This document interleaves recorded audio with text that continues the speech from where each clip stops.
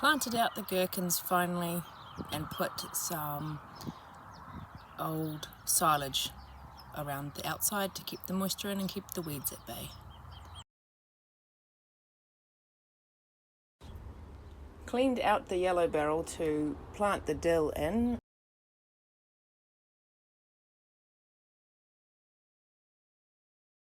Removed the miniature agapanthus so I can plant it somewhere else.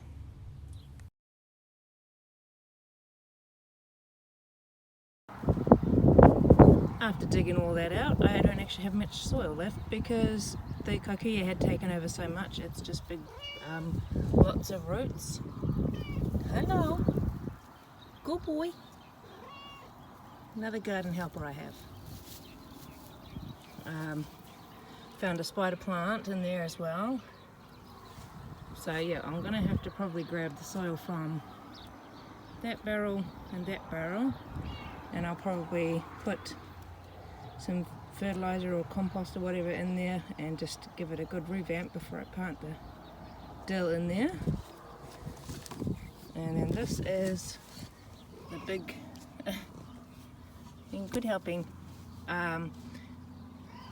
big bunch of the agapanthus, which technically speaking, I will show you, you can split that all up. So when I go to plant that, I'll show you how I split that all up, and that'll probably give me at least 4 if I didn't want to damage it too much. I could make them smaller if I wanted to.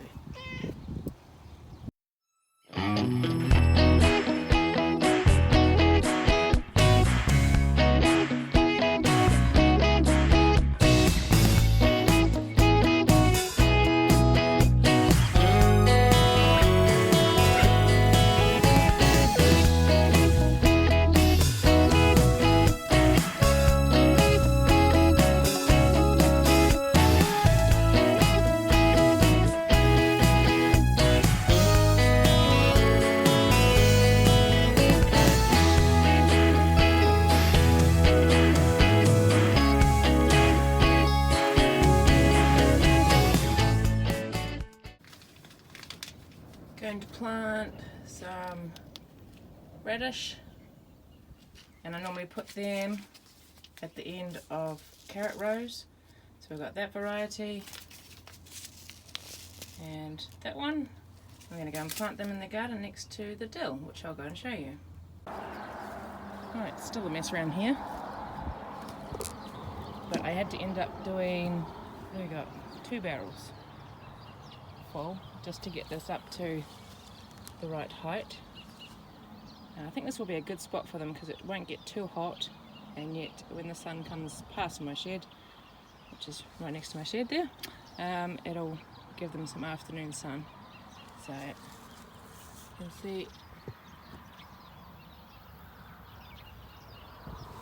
planted the dill all around the outside, and I've put the lawn clipping all on it.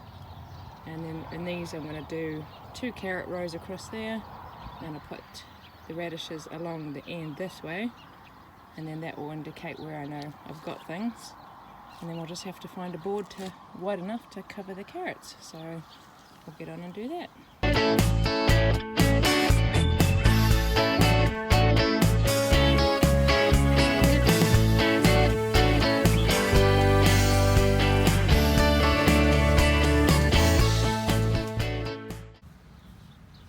Just indented them because I was thinking, oh no, I'll probably forget where they are, so I need to put a board from that side to that side to stop them from drying out over time.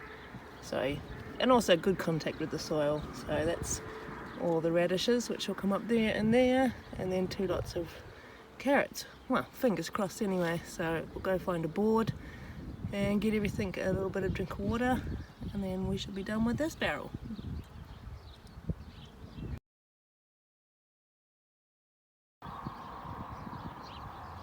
All watered, and I managed to find a big enough board, so that was just lucky. So we'll now leave this garden, and we'll have to clean up the mess I have created out here. But we'll do that later on because I believe it's near lunchtime, so go and have some of that nice fresh bread. Okay, we'll start off by showing you my shed is now full of hay. I've just been picking it all up from down underneath. I can't actually get in there. Huh. Okay, we're going to try and get it up on the potatoes tomorrow. So I'll take you for a walk and show you where we did that.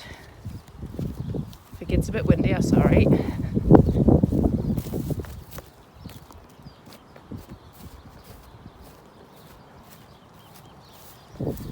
There's a little bit of grass just behind our line of flax here that goes to our boundary line, and it's all across there, which actually, if we're looking at it correctly, there's your line there, so quite steep, and then across there. So it's been drying on here for the last couple of days. My husband cut it with his weed eater. Oh, gust of wind. And then I've just been turning it the last 3 days.